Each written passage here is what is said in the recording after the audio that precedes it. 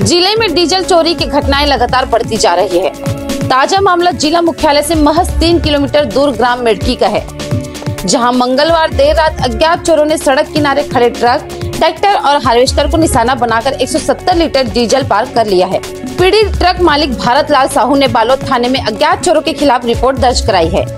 उन्होंने बताया कि उन्होंने मंगलवार को ट्रक क्रमांक CG08L1632 में करीब 100 लीटर, हार्वेस्टर में 40 लीटर और ट्रैक्टर में 33 लीटर डीजल डलवाया था। ट्रक में पहले से 172 लीटर डीजल मौजूद था। बुधवार सुबह जब वे मौके पर पहुंचे तो देखा कि ट्रक की टंकी का ढक्कन टूटा हुआ था। चोरों ने टंकी के अंदर लगे जाली को भी तोड़ दिया था और पाइप के जरिए सारा डीजल निकाल लिया था। माना जा रहा है कि चोरों ने पूरी योजना के साथ घटना को अंजाम दिया। कुल मिलाकर लगभग 170 लीटर डीजल, जिसकी कीमत करीब 17,000 रुपए बताई जा रही है। आगे अपडेट के लिए हमारे news channel MK studio CG पर बने रहें।